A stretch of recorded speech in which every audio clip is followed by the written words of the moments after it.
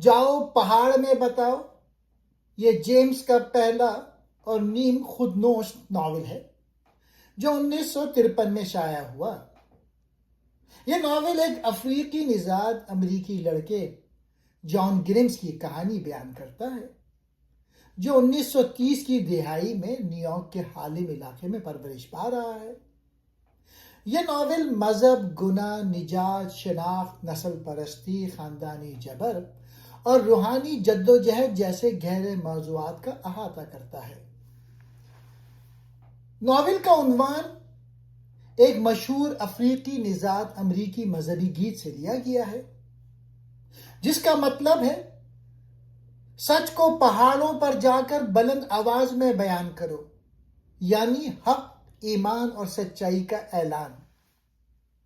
جان ایک حساس ذہین اور خاموش لڑکا ہے جو اپنے سوتیلے باپ گیبریل کے سخت رویے سے شدید ذہنی دباؤ میں ہے۔ اس کا سوتیلا باپ گیبریل ایک پادری ہے مگر اس کا رویہ سخت ظالمانہ اور منافقانہ ہے۔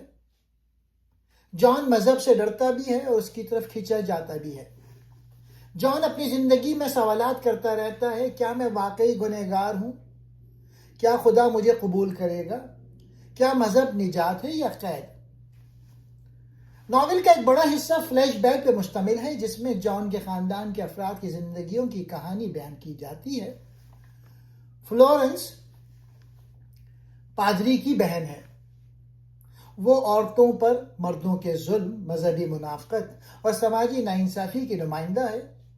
وہ پادری کے جھوٹے تقدس کو بے نقاب کرتی ہے۔ گیبریل پادری خود کو خدا کا منتخب بندہ سمجھتا ہے مگر اس کے ماضی میں گناہ، خود غرضی اور اخلاقی کمزوریاں موجود ہیں۔ اس کی سختی دراصل اس کے اپنے گناہوں کا بوجھ ہے۔ جان کی ماں الزبتھ ایک مظلوم، صابر اور قربانی دینے والی عورت ہے۔ اس کی زندگی دکھ، محرومیوں اور تنہائی سے بھرپور ہے۔ وہ جان کو بچانا چاہتی ہے مگر خود بے بس ہے۔ ناول کا کلائمیکس چرچ میں ہوتا ہے جہاں جان ایک گہرے روحانی تجربے سے گزرتا ہے۔ وہ زمین پہ گر جاتا ہے، اپنے گناہوں کا سامنا کرتا ہے، خوف، خواہش اور ایمان کے درمیان جدوجہد کرتا ہے۔ یہ لمحہ جان کی روحانی بیداری ہے، اس کی اندرونی شناخت کی تلاش ہے اور اس کی زندگی کا فیصلہ کن موڑ ہے۔ آخر کار جان کو ایسا محسوس ہوتا ہے کہ خدا نے اسے قبول کر لیا ہے، مگر یہ نجات آسان نہیں بلکہ شدید ذہنی اور روحانی جدوجہد کے بعد حاصل ہوتی ہے۔ مرکزی موضوعات: مذہب، نجات یا جبر۔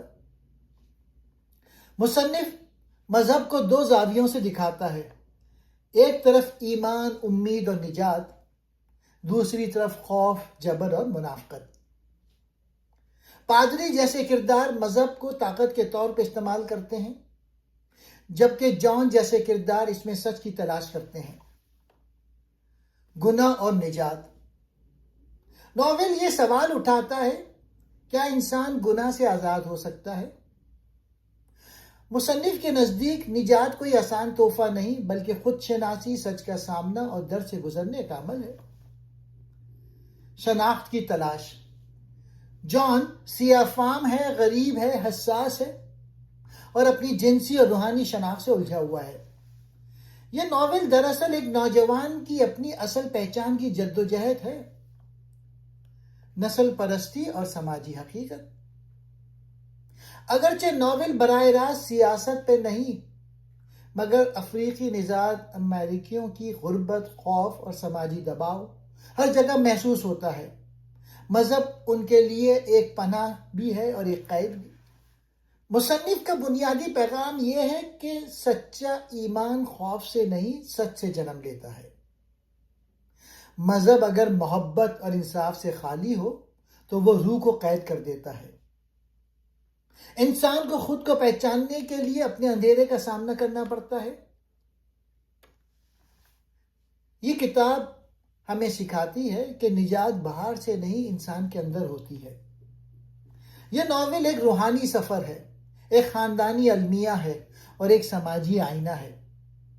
مصنف نے اس کہانی کے ذریعے یہ دکھایا کہ ایمان، شناخت اور آزادی ایک دوسرے سے جڑے ہوئے ہیں اور ان تک پہنچنے کا راستہ آسان نہیں مگر سچا ہے۔ پہاڑ بطور روحانی بلندی۔ ادبی اور مذہبی روایت میں پہاڑ اکثر خدا کے قریب ہونے کی جگہ ہے، روحانی بلندی ہے، نجات کی علامت ہے۔ ناول میں پہاڑ اس بات کی علامت ہے کہ انسان کو خدا تک پہنچنے کے لیے اندرونی جد و جہد کی بلندی طے کرنی پڑتی ہے۔ جان کی روحانی بیداری دراصل اس کے دل کے پہاڑ پر چڑھنے کے مترادف ہے۔ پہاڑ پہ چڑھنا آسان نہیں ہوتا، راستہ کٹھن، سانس بھاری اور گرنے کا خوف۔ یہی کیفیت ناول کے کرداروں کی زندگی میں نظر آتی ہے۔ جان کا خوف اور گناہ کا احساس، پادری کا ماضی اور احساس جرم، یعنی پہاڑ زندگی کی مشکل روحانی جدوجہد کی علامت ہے۔ عنوان میں گو ٹیل اٹ کا مطلب ہے سچ کو چھپانا نہیں بلکہ بلند آواز میں بیان کرنا ہے۔ پہاڑ اس جگہ کی علامت ہے جہاں سے سب کو سنائی دیتا ہے، منافقت چھپ نہیں سکتی۔ مصنف یہ بتانا چاہتے ہیں کہ حقیقی ایمان وہ ہے جس میں انسان اپنی اصل حقیقت کو قبول کرے اور سچ بولنے کی ہمت کرے۔ عیسائی روایت میں حضرت موسیٰ کو احکام پہاڑ پہ ملے، حضرت عیسیٰ نے سرمن آن دا ماؤنٹ دیا۔ اس روایت کو استعمال کرتے ہوئے مصنف دکھاتے ہیں کہ پہاڑ خدا سے ملاقات اور روحانی تبدیلی کی جگہ ہے۔ جان کی زندگی میں پہاڑ کا مطلب اپنے خوف کا سامنا کرنا، گناہ اور خواہش کو سمجھنا، خود کو قبول کرنا، خدا سے ذاتی تعلق بنانا۔ عنوان میں پہاڑ کی اہمیت یہ ہے کہ نجات ایک مشکل مگر ضروری سفر ہے۔ سچائی کو چھپانے کے بجائے اعلان کرنا چاہیے۔ خدا تک پہنچنے کا راستہ اندرونی جدوجہد سے گزرتا ہے۔ یعنی پہاڑ انسان کی روحانی بلندی، سچائی اور خود شناسی کی علامت ہے۔ گناہ۔ ناول میں تقریباً تمام کردار اپنے ماضی کے گناہوں سے پریشان ہیں، خاص طور پہ پادری گیبریل۔ اسلامی تعلیم۔ اسلام میں ہر انسان سے گناہ ہو سکتا ہے، مگر اللہ کی رحمت بہت وسیع ہے۔ سچی توبہ سے گناہ معاف ہو سکتے ہیں۔ قرآنی تصور کے مطابق اللہ تکبر اور منافقت کو ناپسند کرتا ہے، مگر سچی ندامت کو پسند کرتا ہے۔ اسلامی نقطہ نظر سے دیکھا جائے تو جبرائیل کی مشکل یہ ہے کہ وہ ظاہری دینداری دکھاتا ہے، مگر دل کی سچی اصلاح ممکن نہیں ہوتی۔ مذہب، خوف یا محبت۔ ناول میں مذہب کو اکثر خوف اور سزا کے ساتھ جوڑا گیا ہے، جس سے جان جیسے بچے ذہنی دباؤ میں آ جاتے ہیں۔ اسلامی توازن۔ اسلام میں ایمان کا تصور دو بنیادوں پہ ہے، خوف خدا یعنی تقوی اور اللہ کی رحمت سے امید۔ یعنی صرف خوف انسان کو توڑ دیتا ہے، صرف امید انسان کو غافل بنا دیتی ہے۔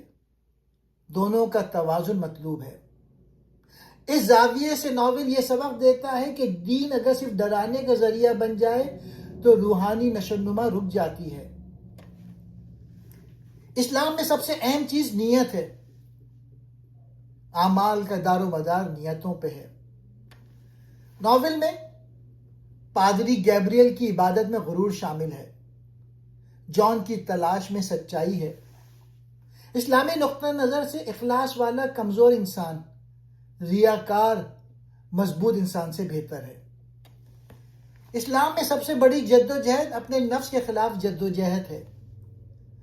جان کی اندرونی کشمکش، گناہ کا خوف، خواہش، سچ کی تلاش، یہ سب اصلاح نفس کے عمل سے ملتے جلتے ہیں۔ اس لیے جان کی روحانی بیداری کو اسلامی زبان میں توبہ اور ہدایت کی ابتدا کہا جا سکتا ہے۔ والدین اور انصاف۔ اسلام والدین کو رحمت، نرمی اور عدل کی تعلیم دیتا ہے۔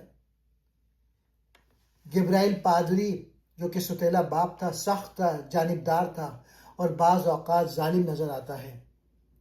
اسلامی اصول کے مطابق اولاد کے درمیان ناانصافی اور سختی ناپسندیدہ ہے۔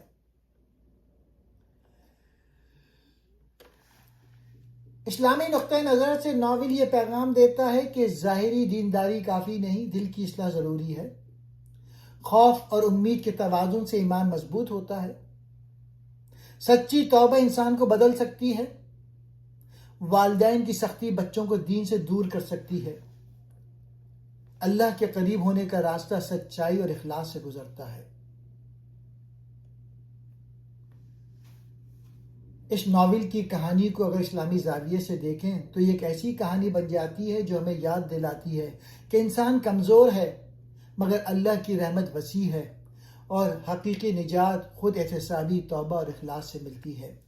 یعنی دین کا مقصد انسان کو توڑنا نہیں بلکہ اس کے دل کو درست راستے پہ لانا ہے۔